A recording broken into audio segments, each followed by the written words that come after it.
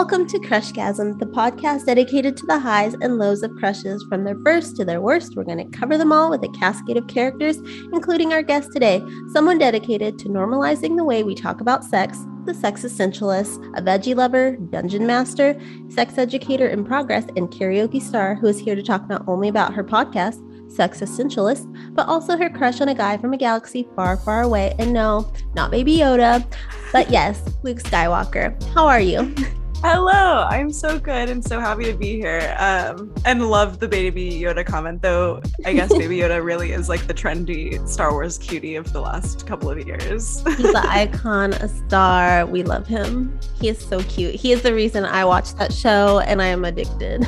Yeah. No, well, obviously I'm a big Star Wars geek, hence why I'm here to talk about what I'm here to talk about today.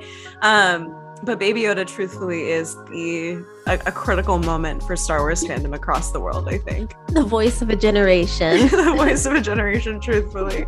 Yeah. Nothing, but you know, he's doing his thing. Grogu, shout out.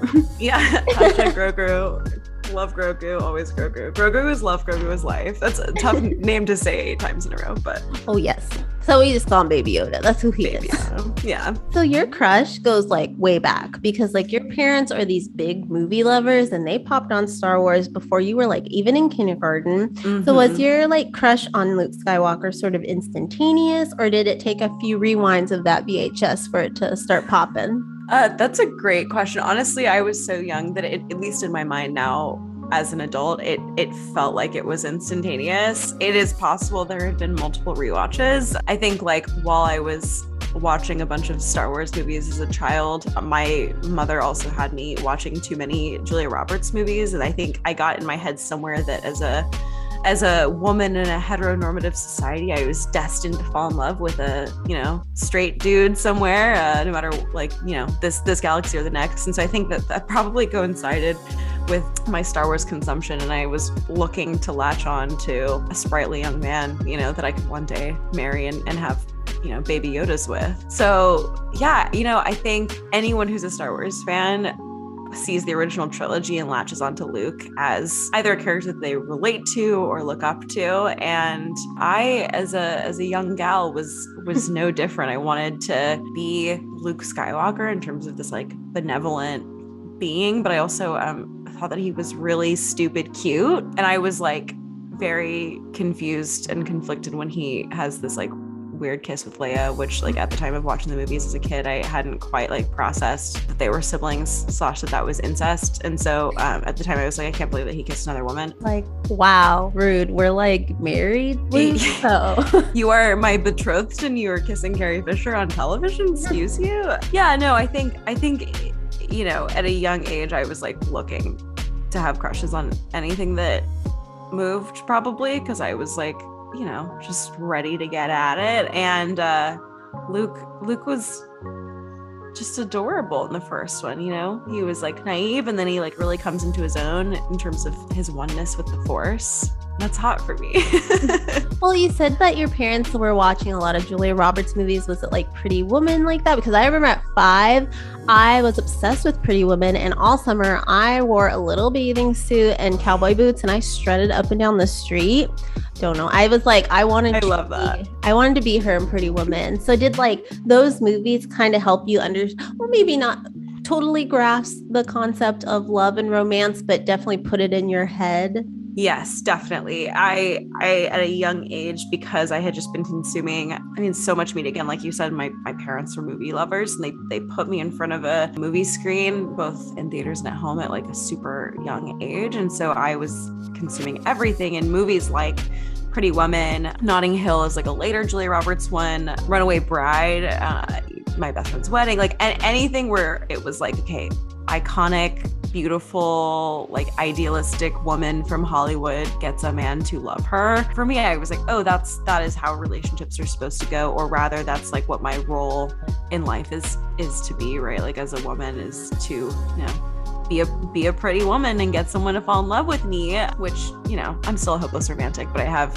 unpacked that quite a bit. And, I was drawn to movie characters that I thought, fit that role for me of like, I looked up to them, but also wanted to have a partner like that. And I just thought, like at the time of A New Hope coming out, Luke is such a young character. Mark Hamill as an actor was pretty young as well. And so it was like, oh, like he doesn't look that much older than me too. It's not, I wasn't like, how I'm trying to remember how old I was when Pretty Woman came out, but I wasn't like looking at Richard Gere and thinking like, oh, that's age appropriate. You know what I mean? Like he was getting out there already. You were. Well, that says a lot about your type. Richard Gere, Salt and Pepper though, he I think has owned that more than many people on the face of the earth. He also was just like throwing money at her, and I was like, yeah, that is true.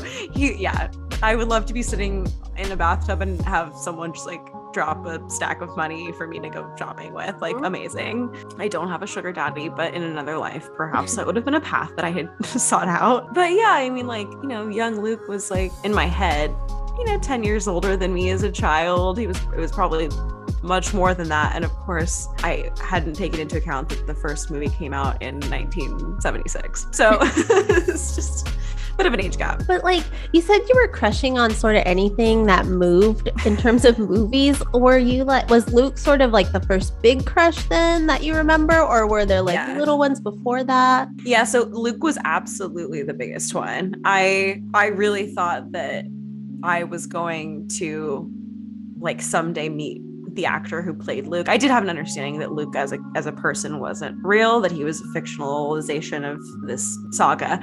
But I did think like, oh, I stood a chance with the actor who embodied him. In my mind, actor and character were probably synonymous, minus the like use of light swords and magic. But yeah, he was absolutely the big one. And I actually had a meltdown publicly when I found out how old he was. Yeah. We'll get to that. Right now, I want to talk about Star Wars and like the heart of it. Other than Baby Yoda, of course, is this idea of like good versus evil, with Luke again being this hero you looked up to. And what I think is kind of appealing about him to many is that like as heroic as he is, he still has this like innocent boy next door look to him. He's not like the typical action movie star, like, brooding guy. Do you think that sort of like tiger beat face made him more appealing to you as a kid? Yeah, 100%. I think he was, I think I've always been a little bit into this like boy next door, like rosy cheeked, enthusiastic, go-getter type, at least in movie crushes. And yeah, he was very tiger beat. That's a really good way of putting it, where it's like, if you had transplanted him at that age into like the early 2000s, he would have fit perfectly on a magazine cover still.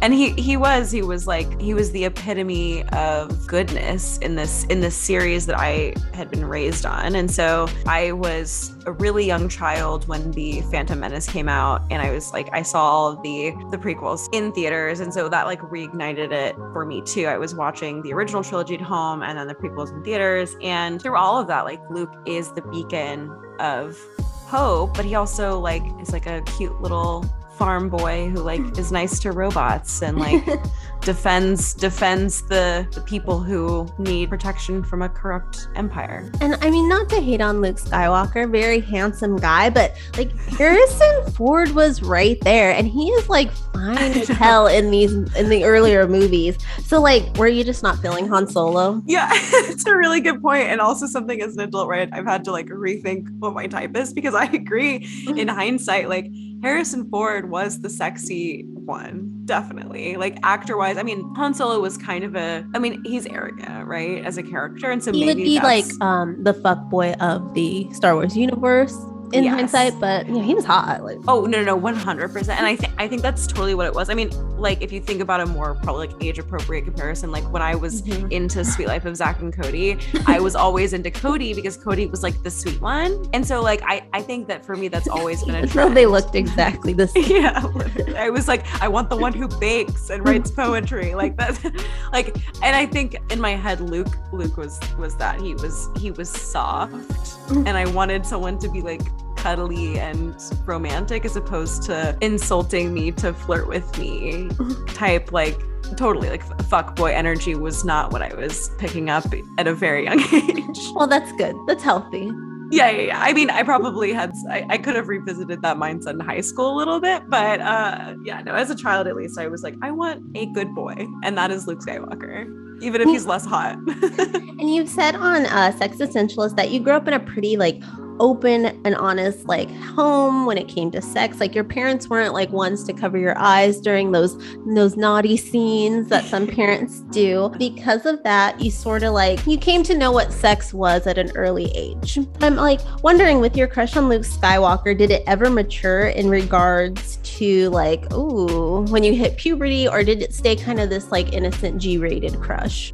That's a really good question. I think I was, like you said, I was very sexually aware at a young age. So I would say like before I came to the conclusion that it was never going to happen because of the age gap, it was definitely like, you know, probably fantasizing about like making out with someone, which like for a long time, I mean, it did take me a while before I realized the actual logistics of intercourse, right? Like I was like, oh, so people in movies kiss and lay on top of each other. And that is intimacy. Like that's all it is. Or like, that's as far as my brain could process. So it was definitely like, oh, one day I will make out with Luke Skywalker and then we will get married and lay on top of each other naked. But it was like, I think by the time I was like really like having like naughty fantasies about fictional characters or actors in movies, it was, I had transitioned into people I knew were more age appropriate, like Nick Jonas. I was gonna say, because like I was thinking about it, and like I love JTT. You know, for those who are maybe a little younger listening, that's Jonathan Taylor Thomas of Home Improvement fame. And like that innocent, I was like crush was very like, I just want to kiss him and hold his hand and be his girlfriend. But then like a few years later, I was all into Nick Carter, and those were like X-rated thoughts. Yeah. So I was like, oh, I wonder if like for Luke Skywalker, did it go all the way, or you know, stay like JTT, where it's like he's just adorable? Yeah, I think it was like I wanted to smooch his face, but I wasn't quite like, you know, I wasn't quite there yet. Which, speaking of JTT, he is also the voice of young Simba in The Lion King, which we've all seen, not the horrible like nature documentary remake they've done, but the original classic. And you have like a strong connection to that. And I know we're talking about Star Wars, but I have to mention that love scene you mentioned between like the older Simba and Nala. Were they like your first like cartoon crushes? I mean, that's such an erotic scene, right? Like I don't know if anyone can deny that at this point. And that song, I mean, Elton knew what he was doing with the whole soundtrack. But yeah, no, I think that like lines up timeline wise with a couple of others. So I'm always talking about Fox Robin Hood. My number one. Right. Yeah. I mean, and those exist like in the same vein of like, why am I attracted to this animal that can speak? But I always feel like the Lion King is a little bit more embarrassing because they're not like clothed and walking on two legs. Like they really are just lions. But Nala was hot. Like I don't know what else to say. Like she was a hot lion. It's the stare she gives up. Those are fuck me eyes. She's giving Simba fuck me eyes 100%. And I'm 100% they felt the love that night. They did. And then they were like, all right, let's get back to business. Your dad's dead. Your uncle's like totally committing some genocide back home. Let's get to it. Yeah, nothing like a well-timed romp before, you know, stopping your evil homicidal uncle. But, you know. They're like, we'll save the day tomorrow. But right now, let's get this, because I've been waiting years. Yeah. We're finally adult lions. It's time to, you know, get this done. Where were Timon and Pumbaa during that? Were they just watching? I was gonna say, I feel like they were probably like snacking on some bugs in a bush, observing, because they raised Simba essentially and were nosy parents. Whoa. Yeah, I never thought about that. It's a graphic thought. It's a bit dark for me to. There's probably some poorly made pornographic content of that scenario. Yeah, it exists somewhere out there. But we're gonna get back to Luke. Get back to Luke Skywalker. Because again, you watched this at a very young age. And I mean, you're like my age. You mentioned Jonas Brothers, Sweet Life of Zack and Cody. So you're not like somebody who was born and like alive in the 70s. You said that you had this like public breakdown when you realized that Luke was actually probably 20, 30 years older at the time than when you watched the movie. What happened? Yeah. So this is like such a funny story in hindsight, but in the moment, it really was such a heart drop, devastating moment. But I, being the Star Wars nerd that I was and am, and having been raised by such, like my dad in particular took me to this traveling Star Wars exhibit at the local art museum, and it was super cool. Like there was the original Yoda puppet, there were all these original costumes, like Padme's whole getup, which like Padme is another cinematic crush of mine from the Star Wars universe, but like all this really cool movie related artifacts. And I was walking through the exhibit and we were towards the end, and there was a bunch of like in any exhibit there are usually like interviews with the actors or director or producer or whatever, and there was a giant projection going on one of the walls, and it was a series of interviews. And I stopped, and I was like super small, I was probably like 6, and I looked up at the projection screen and saw, you know, the face of what had once been Luke Skywalker on the wall, and it said Mark Hamill, you know, underneath Luke Skywalker, and he was old. He was so old, and I was like, what do you? Wait, the last time I saw this man, and again, this is so long before he was on Twitter. Like we didn't have anything on the internet, right? Like, I mean, I guess Google was a thing. I could have Googled this man, but like it wasn't really a thing. I just, like, the last time I had seen him, he'd been in his sexy black outfit, you know, like not metal arm, but like, you know, robotic arm, you know, just conquering the evil and bringing balance to the Force. And now he's an old fucking man. And I was so young. I was too young to control my emotions. And I truthfully just lost my mind. I started crying and was like, wait, I'm confused as to what has happened to the love of my life, who clearly didn't wait for me. It was heartbreaking. I felt it in my gut the way that you do a real life heartbreak. And so it's a lot of processing I had to do at a young age about the loss of Luke Skywalker. I've been joking that, you know, I have to reprogram how I perceive Mark Hamill. And now that he is like old and an adult, and that they brought him back in the sequels, and so I did see him as an old Luke, which I think probably helped me like grapple with the reality of his age. I now make a lot of like daddy jokes about him because I don't know what else to do with myself. I don't think he's aging particularly well, but he's up there though. So yeah. I mean, you know, he kind of looks like my stepdad now. Oh, well. I always think that. I'm like, I've never seen my stepdad young, so I don't know. Maybe he looked like that when he was younger. I was like, I don't know. Maybe Alan was looking good. I have no idea. He met my mom when I was already in college, so I was like, I don't know this guy. Yeah, exactly. You were an adult. He was, you know, too old to quite know. But yeah, no, that's fair, and it's not a bad look. The like older Mark Hamill age, but just not what it was.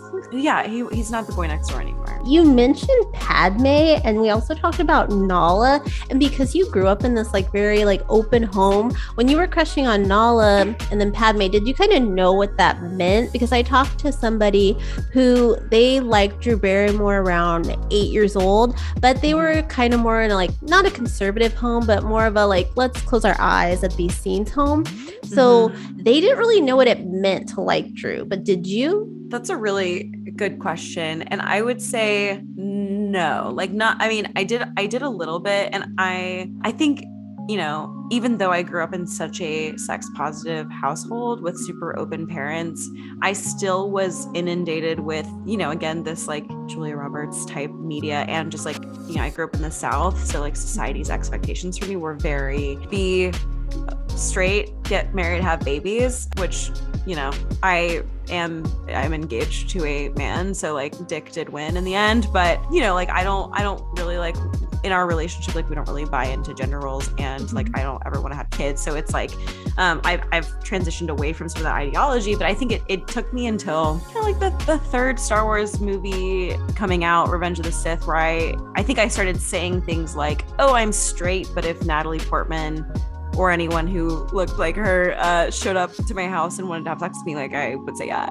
So it was like a lot of queer people experiences, at least in conversations I have, where like you start wondering at a young age, like, am I like, do I want to be this person or do I want to have sex with them? And that was for me like first encountered with Padme. It was like, I think she's super cool, especially in Phantom Menace. She's like super badass as a political leader and like frankly fighter in some of these scenes, and that was dope, and I looked up to her. But it was also like, oh, but I think she's like, I am aroused by the idea of her in these like sexual scenarios with Anakin, and it has nothing to do with him. So it's like, but I got there eventually and figuring out that that's what was happening. Poor Anakin, just pushed him to the side. Just get out of here, Anakin. Yeah, Hayden Christensen, I mean, he's a looker too, don't get me wrong. That's but my man. Yeah, so you like him kind of edgy then, a little broody. Yeah. Well, I loved him in this movie called Life is a House, and he plays like this total, like, he's kind of like a godfather or grandfather of like the emo. This was before emo took over. Like he was totally like that with like the gothy kind of Hot Topic look, and I was like, yes. Yeah, so when he got Star Wars, I was like, oh my God, he's like huge now. Yeah, I love him. I'll love him till day I die. But yeah, he's gorgeous. Probably one of my top crushes too, like Robin Hood. Yeah, Robin Hood and Hayden Christensen. What a dynamic duo. Nick Carter. Yeah. Orlando Bloom was in it for a while, but I kind of kicked him out. I was like, I had a wall. My room was covered in posters, but I had one section that was dedicated to Legolas and Anakin, because my mom worked at a liquor store, and she was able to get a lot of the Star Wars like displays for me. So I had like the Doritos display with like Hayden Christensen on it and like this big cardboard thing. And I'm so mad. Like when I went to college, I had to kind of put them in storage and they got messed up, because I'm like, how much would somebody have paid for that today? I could have like paid off my student loans with that crap. Literally. Yeah, no, I think collectors would have paid crazy stupid amounts. Nerds will pay anything for what they consider to be a collector's item, which I don't do that, even though I identify as a nerd. But like I have sold some Star Wars memorabilia that I had as a kid that I just wasn't getting put to use, was collecting dust, and I thought like there are probably collectors out there who will treat this with much more like love and respect than I ever like will make time for. And people buy the weirdest shit on eBay that is like branded. So I'm sorry about your Doritos. I know, like so much of my stuff from my child, and I'm kind of like, I had like Nick Carter, my number one as a child. I could have opened a Backstreet Boys museum, and that stuff sadly got ruined in my mom's shed. She called me one day and she's like, got some real bad news for you. And I was like thinking like, oh my God, is my brother okay? My dad, my son, like what's happening? She's like, your Backstreet Boys stuff all got eaten up by rats. And I was like, this is worse than what I thought she was going to do. I was like, just kill. Is it my dad? Is it my brother? No, it's Nick. We've lost Nick. Yeah, I was like, oh my God, just let me walk into traffic now, Mom. Yeah, no, it's that stuff like that is devastating. And it's like also she should be more upset, because it was like, I was 12, Mom. This was all your money that went down the drain. That is a good point. Yeah. So if like you had to go back and like choose between Luke Skywalker in his prime or Padme, who would you choose? Oh my gosh, putting me in such a tough spot. If they weren't mother and son, I would say both, but not going to put people in an incestuous sexual situation. That's not sexy in my opinion. But yeah, oh my God, I don't know. I mean, Luke wins, because I think like he holds such a significant place for me in terms of being my first real movie crush, and I link my love of Star Wars to him. You know, he started it all for all of us, really, all of us Star Wars nerds out here. But if I could have a magical night with Padme, like I would do also just about anything. But that a little bit holds true for Natalie Portman just as a person, and that's still like I think she's still pretty age appropriate for me. Whereas like Mark Hamill is no longer. I definitely thought of them being like, I was like writing the question. I was like, oh wait, they're like mom and son. Oh my God. I know. I'm imagining me in this real life scenario where I'm attracted to like a son who's my age and the mom. And I'm like, that's like very, you know, The Graduate, Mrs. Robinson, unfortunate. Something that would happen in like Degrassi. Yeah. Sure. Yeah. It's me and Drake just, you know, hanging out in high school, and I'm into a boy and his mom at the same time. So shout out Jimmy Brooks. Yeah. Big old star. I always say, wow, Jimmy Brooks really went and made a rap career for himself. Good for him. Suck it, Ashley. Tried to ruin his demo. For real. Yeah, no, Degrassi, that's another show where like talk about sexual awakenings. Just like having ideas about sex and high school when I wasn't quite yet in high school when I was watching the good Degrassi seasons. They're all but good. Anyway, yeah, that's fair. I haven't watched the like later ones. I should really go back and revisit all of Degrassi. I started watching when it came out. I was probably like 9th grade, and I didn't have the channel. My best friend had her family was more well off, so I would go to her house after school on Fridays and watch it. And I was like obsessed. I watched up through the Netflix series. I always say like, I'm never going to like these kids as much as I like the old one. And then they sucked me in, and it's still great. And I think even if they brought it back, I'd probably still watch. I'll be like 60 and they'll be like, oh, we're rebooting. I'd be like, hell yeah, I'm down. I need to rewatch it and reevaluate my stance on it. But yeah, no, it's a very, my relationship to Luke and Padme is probably like it's a little dramatic in its own right, a little scandalous, but I try to keep those sexual fantasies separate for me internally, at least. I hope that everyone would, just based on them being like related. Yeah, that's it's not my flavor. Obviously people do fetishize the idea of incest. There's a lot of online content about that, but that is not I don't support that. No. So Luke wins in the end, and your crush on Luke Skywalker is one that will be forever. But you said like now Mark Hamill's more like a cool dad, and it's like due to him just being like older now and his like amazing Twitter account. But if we go back, like what moments from the Star Wars like franchise sort of stick out and continuously remind you of this crush? Oh man. Where do I begin? There's the iconic shot of him in A New Hope on Tatooine where he's silhouetted and you see the two suns setting. I mean, like, wow. Like, what a beautiful shot of young Luke on his home planet looking out into the horizon.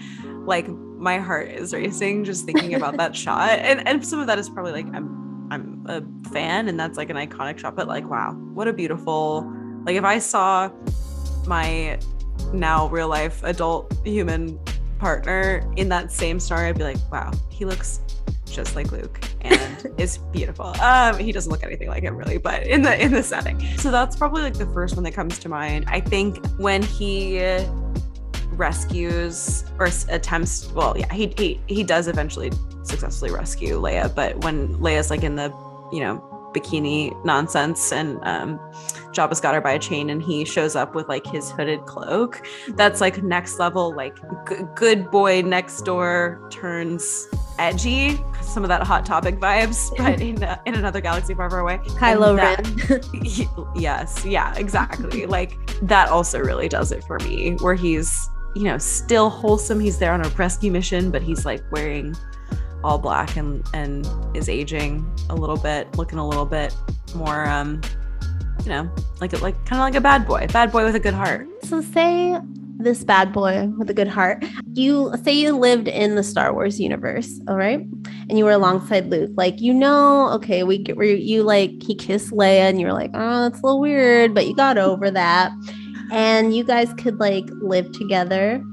sparks flew and everything. And then what do you think your life would be like with him? Would you like fight alongside him, or, you know, retire and like return to that farm life? Like, what would you guys do? Oh my gosh, wow, this is like my absolute fucking dream. This is like heaven that I'm picturing this in my head right now.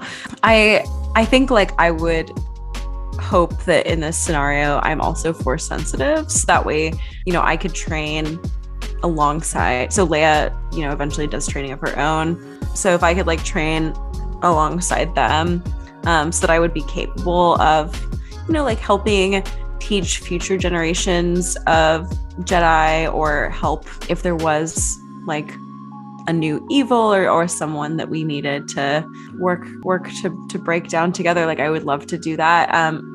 You know, that's probably giving me a lot of credit, assuming that I would be force sensitive. I'd probably just be like, I have to get like a normal 9 to 5, like, I don't know, like whatever that looks like in the Star Wars universe. I could be like a, you know, like a waitress, or like you're working at one of those bars, like cantina. Yeah, I'm wearing like a you know, a metal bikini of my own, just trying to get tips, you know, doing whatever a working gal's got to do in this universe. But then, you know, maybe eventually, like, as he sought to retire and passed on all the Jedi work to some younger generations and could take some long vacations, you know, maybe we would go to Endor and, you know, have a little treehouse staycation near the Ewoks and, like, you know, pass the time arts and craftsing and getting to know each other in a whole new light, you know, outside of the normal chaotic timeline of his journey. Spend some time with our nephew Kylo Ren before he becomes Kylo Ren. Like, there's lots of stuff. Get rid of that kid. yeah. Maybe I would help, you know, keep Luke a bit grounded. Of course, it was Luke's panic about the potential evil he saw in Ben Skywalker that kind of led to the creation of Kylo Ren in the first place. Maybe I could be a sounding board for him to be like, hey, Luke, I hear you. I understand. There's some deep-seated daddy issues here that personally, you know, I feel you probably still need to process. But at the same time, there are more effective ways to handle your own personal fear than to take it out on your nephew and, you know, turn him against you and thus really the entire galaxy. So there's just, maybe if I'd been there, he would have had a you know, an easier time. At least I'd like to think that. So you would have had like a different type of force, keeping Luke grounded mentally. Yeah. I was bringing balance to the Force by helping Luke be balanced so that he could keep the balance. When you weren't getting tips in your bikini at the cantina. Exactly. I don't know what else, like, what other jobs are there? You could be like, what's her name in The Mandalorian? The I was crazy lady that was like a mechanic. I can't think of her name. Yeah, I was trying to think of like what else she's. Yeah, I guess she's a mechanic. So like I could have like a cool STEM job, I guess too. But they had those like the new ones, like a casino. That's true. I could be like a blackjack dealer to the wealthy elite in the Star Wars galaxy. That's I guess there's infinite options. I like that in your fantasy you just have like a regular job. Yeah. Like, I'm gonna be real. I don't have the Force. I'm just gonna have to do what I gotta do.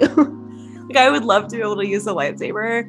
I mean, I guess Finn in the new ones does too, but like then they didn't treat Finn with that character would have been everything, and they really just kind of like fucked him over in the other ones. But yeah, I guess like non-super force sensitive people do use lightsabers, which is pretty cool. But yeah, no, let's be realistic. I'm just a girl who fell in love with a boy, is asking him to live with her in a treehouse, you know, near some teddy bear looking creatures. Well, I think this life sounds wonderful. Thank you. I appreciate that. I'm going to spend too much time thinking about it now. So we're going to move on and talk a little bit more about Sexistentialists. So you mentioned like the sex ed class on your show with like Bill and Barb. So do you think that helped kind of set the foundation for where you are today? Or do you think it's like the movies you watch? Like, what is it that got you really into sex? Yeah, I think it's a combination. I think I probably wouldn't have been aware of sex and the ability to explore my own sexual identity had I not been so exposed to movies and TV that, you know, touched on it or had visual representations of it at such a young age. I think there are pros and cons to that. I do think by the time that I was in this sex ed class, you know, with Bill and Barb, you know, I was 12 and 13 in that program. And I think at that point I'd already absorbed some of the like gender stereotypes and like pigeonholing of being a woman in a sexual relationship. And I think had I maybe seen fewer movies that were rom-coms, that maybe I would have been more open to some of the education I got around what a healthy relationship looks like, because I think I did absorb some unhealthy understandings of what healthy love is. But I think it really did start with media. And I think by the time that I had gotten to a sex education class, it was really about like bringing those things together and giving myself a sense of understanding of like, you know, the actual anatomy of sex and like what the physical feelings of arousal I had experienced through fantasy at that point like actually meant physically, like what parts of my body were doing that and like what that actually means. But I think the combination has led me to where I am today. I love obviously talking about sex and sometimes these unrealistic fictionalized ways, like in the movies that I still love to watch all the time. But I'm also doing a lot of work to continue to educate myself and now educate others. Actually, today I'm teaching my first class to a group of 8th and 9th graders through this program that I just got certified to teach. So I'm super excited to actually like start my own sex educator journey. But I do think like it's a process. Like I'm still consuming movies that probably give me shitty ideas of what, you know, relationships look like. And I think also movies tend to be very vanilla sexually. And so, you know, sex education does help with kink exploration in a safe and healthy way as well, which I encourage for everyone. Do you have like a best and worst like rom-com in your head, like in terms of relationships and how they portray them? So in terms of worst, one that I still love, unfortunately, that comes to mind is Love Actually. And I love that movie. Don't get me wrong. I used to watch it like religiously several times leading up to Christmas. But I think in terms of gender roles and like the use of sex, in particular with the female characters in Love Actually, I think that when sex is tied to those characters in that movie, they're often like demonized. And so the most sexual character was Alan Rickman's assistant, and she's, you know, hitting on this married man who's her boss, and like all of that is super inappropriate. And she's like, she's by far the most sexual character. So it's like, why can't you just have characters that are having like hot, steamy sex in a committed relationship or in a casual friends with benefit, like in a safe and healthy way that isn't her trying to have sex with her married boss and then she dresses literally up like as a devil to the Christmas party. Like, can they give us any more toxic visual cues as to like relating sex to villainy? I just think that like, even though that movie isn't super sexual, it is the really subtle visual cues that demonize sexuality. And I think that's really, really harmful. Oh, and any that are like maybe a little better. Yeah. That's tough because I do watch so many movies, and there definitely are ones that are better. There are a lot of TV shows that are really good about it, but I know there have to be some good movies that are good about sex and consent. Perhaps there are none. Yeah, it is really tough because I keep finding like little problems. So one movie that I think is really good for this, and it has totally been tainted by the fact that Armie Hammer is in it, and Armie Hammer is we've found out really, I know, so this is part of my problem in answering this question. Is my go-to for a long time was to say Call Me by Your Name with Armie Hammer and Timothée Chalamet was great. That movie does have its problems because there's a big age discrepancy. Timothée Chalamet's character is a teenager in it, and now of course we know that Armie Hammer is a literal predator, so I don't watch this movie anymore because fuck Armie Hammer.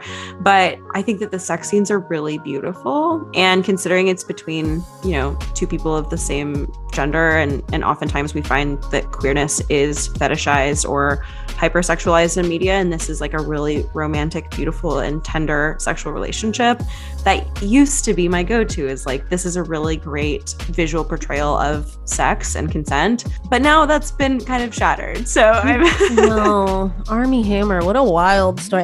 Me and my old roommate were like obsessed with the stories about that. We're like, oh my God. Yeah, I was reading through all of the screenshots. I mean, yeah, super fucking terrifying. So maybe don't watch that movie, but if you want to look up healthy sex scenes, those might be a good like artsy take. And there are definitely others. That was my go-to for so long. I know some things get tarnished, but I mean, you can still respect the art form. Yes, totally. And it's not the director's fault that Armie Hammer is evil. Yeah, the casting director didn't know a lot of things were going on with him at home. Yeah, 100%. So you kicked off your podcast in March of this year. What kind of led you into getting into that? Yeah, so I think first and foremost, I had done a lot of work in therapy, to be honest, about my own relationship to sex. I think like I've always been super sex positive, and I've always been lucky in the sex education I've received, and generally being surrounded by people who, were also actively trying to educate themselves, whether they received sex education as a child or not. And I think still I had been in some abusive or traumatic relationships or relationship kind of situations. And so I had done a lot of talking about all of that in therapy, and it felt like really for the first time in my whole life that I was in a really, really, really great spot sexually, because I had done a lot of mental work on myself as a sexual being. And so I've always been interested in starting a sex podcast. I think I had listened to a lot, and there are a lot of like really great sex podcasts, especially in the last couple of years. There weren't as many when I was first thinking about this. And even though like the kind of sex podcast market has grown and grown, I thought like, what better way for me to continue to educate myself than to have conversations? And why not record them and share them with other people as well? So that's where Sexistentialist was born. And I have found it's been a really great way to continue to educate myself, and also hopefully normalize some of the conversations. I think like I've had some folks listen to my show and say, even though this comment about things you should or shouldn't put in your butthole like was funny, there's education there, but also most importantly, like it gets people comfortable with talking about stuff like that. Like, oh, maybe you shouldn't put, something like a shampoo bottle up your ass. Like that's not great. Maybe don't do that. But also here's why. And I think it's just really important to be able to talk about those things, because I think the more we talk about and normalize what safe and healthy sex, either solo or with a partner, looks like, then the more we're preventing people from having we're preventing people from having unsafe, unhealthy, or non-consensual encounters. So my hope is to slowly but surely make sex for other people a better experience through normalization and education. Yeah, like we should talk about sex like we talk about the weather. Yeah, 100%. It's a normal part of our everyday life. It's a normal part of it. And also like sex is funny too. Like there's nothing wrong with being, humorous about it too. So I always try to, I have some episodes that are definitely more on the educational side, and some of them that are more on the anecdotal side, and some of them that are definitely more on the comedy side. Because I think sex is all of those things. Like you said, it's a normal part of life, and life is funny and messy and weird. Your 9th episode, I believe it was like your kinkcast. You got into cuckolding. And I feel like these are going to be like your very special episodes. Like Danny Tanner from Full House is going to come through and get sentimental about things like cuckolding. Do you have more of these planned, or any ideas of which ones you'll do next? Yes, I'm working on 2 right now. I have the scripts. I just need to like sit down and record them and release them really. And I am kind of on a season break in terms of my own show. So I'm banking a bunch of episodes for the next release. But yeah, so like spoiler alert, I'm planning on doing a kinkcast on splashing, which is the colloquial term for the wet and messy fetish. And that's that's really about people who aren't necessarily into food play, but who essentially require some kind of non-bodily fluid in a sexual encounter. So that might be, it could be food-based, like cake batter, or it could be shaving cream, or it could be mud, or some folks use, like essentially the slime that they had on Nickelodeon, like genuine, or latex, like liquid latex. Like there's a bunch of different stuff that people use for these types of sexual encounters, and the like wet material itself exists in a bunch of different ways. So that's like one that I think people laugh at. It's like it's a funny thing to think about, especially if it's not your fetish. But I'm trying to talk about it in a way that acknowledges the fact that people are really into this. Like this is a thing that people really get off to. So I don't think I'm into that, but like the Nickelodeon slime, I could totally see getting down, like being on like Double Dare, or like, I don't know, Figure It Out with like Josh from All That. Like I'm like having that little fantasy in my head. I can see that, just because it's like, I mean, Nickelodeon slime is iconic. Exactly. Other than like these kinkcast coming up, what else are you banking right now that people can look forward to as we wrap up like 2021 or 2022? Yeah. So I'm going to have a special episode released this month in honor of, Sexual Health Month. So it's September. I'm not sure when this will come out, but if it's still September, happy Sexual Health Month, about the female orgasm. And so I talk with someone, her name is Moma.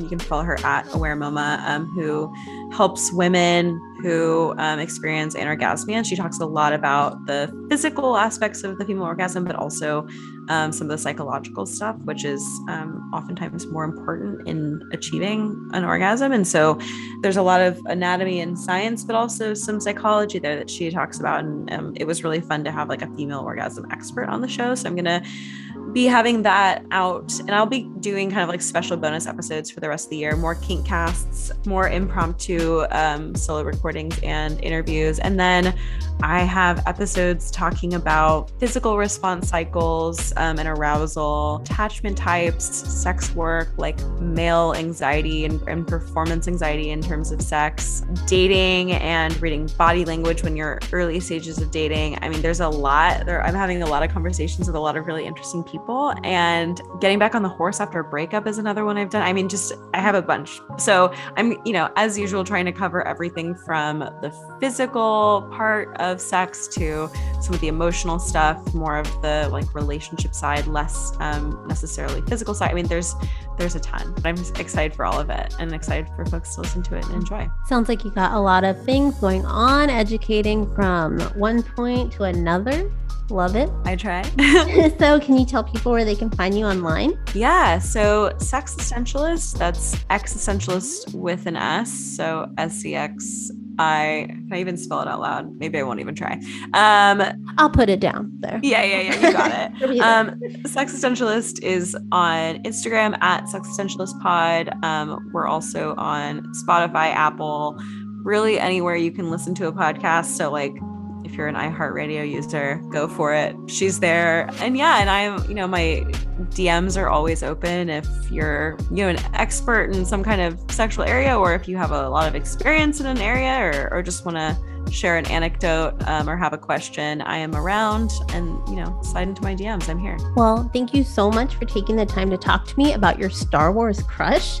And everyone, you can find all of Sexistentialist's information below in the description. And until next time, keep crushing it.